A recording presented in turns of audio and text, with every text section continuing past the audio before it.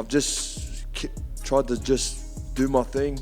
You know, I've respected the belt. I've done everything in my power to keep the belt. You know, I've had it on. I got it on the stage right now. I had it at my weigh-in. I had it everywhere through the press conferences. I abided by their rules. You know, so I'm a little unsure, but I'm really hoping they can just put the nonsense aside. You know, because the beef isn't between me. You know, the beef's not between the fighter. It's the outside that's causing conflict, which is I'm the only one suffering. So it's very, very frustrating, but at the same time, fuck, it is what it is. You know, what can I do but train hard and just wait for the next one. That emotion right there, that's not just frustration about losing a belt.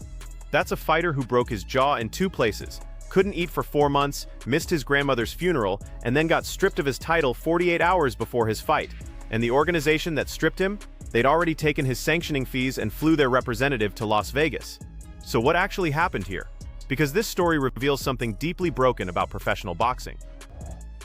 So I've just watched Opetaia have a really dominant win over Brandon Glanton, one that, to be honest with you, we all really expected. Glanton isn't a world-level cruiserweight, although he is very tough, durable, and powerful. We all knew that at the end of the day that if Opetaia is the champion that we believe him to be, then this would be a fairly straightforward victory. But it's very weird that Jai was allowed to believe for a long time building up to that he would be able to keep his IBF belt.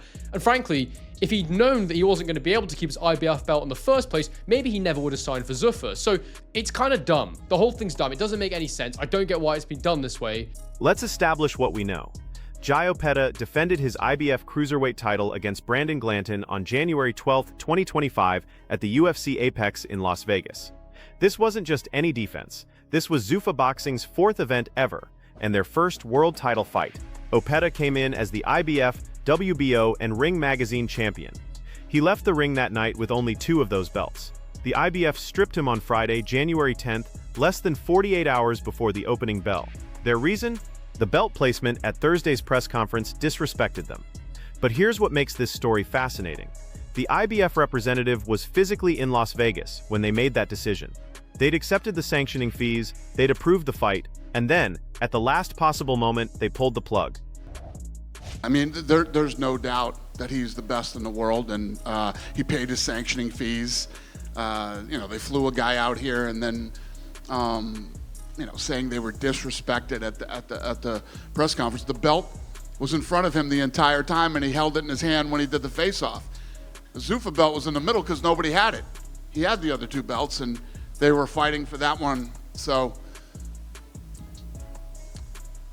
the ZUFFA belt was in the middle because neither fighter held it yet. Opetaia had his 2 belts, IBF and WBO, on either side. That's standard practice when multiple titles are on the line.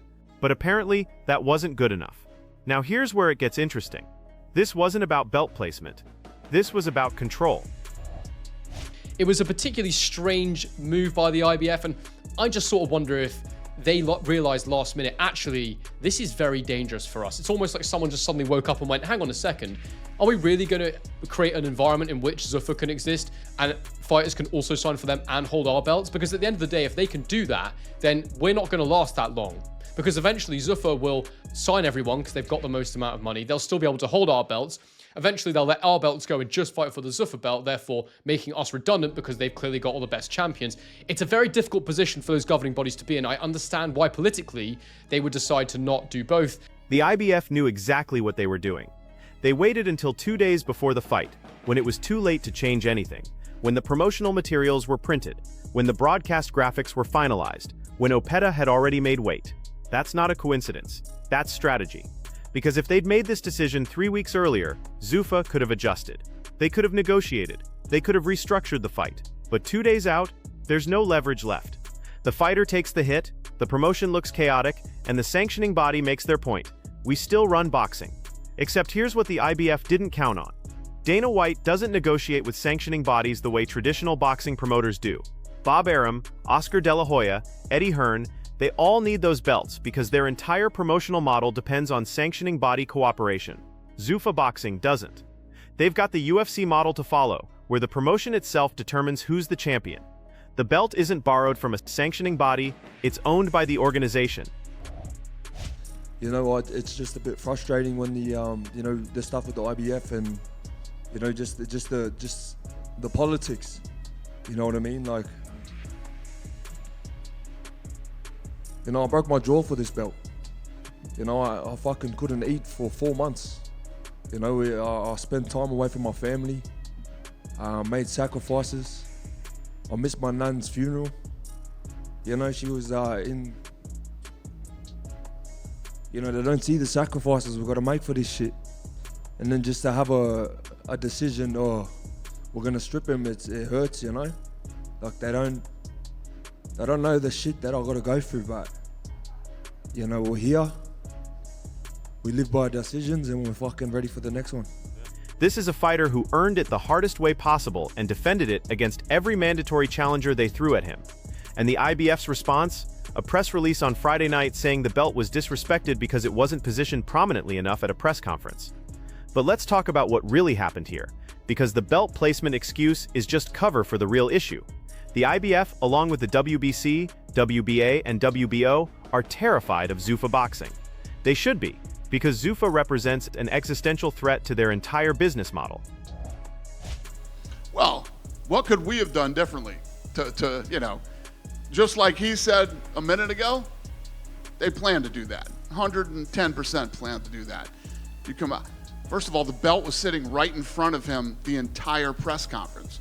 The belt could not have been more prominent. And it was in front of him because it's his belt.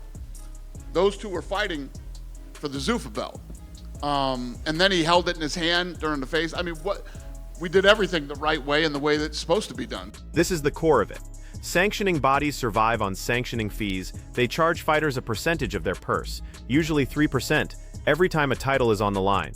For a fighter making $2 million, that's $60,000 going to an organization that does nothing except put their name on a belt and mandate who you fight next. They don't promote the fight. They don't negotiate the broadcast deal. They don't build the fighter's brand. They collect a fee and issue mandatories. That is everything for today. If this level of breakdown is what you come here for, hit the like button and subscribe to stay current on all things combat sports. See you next time.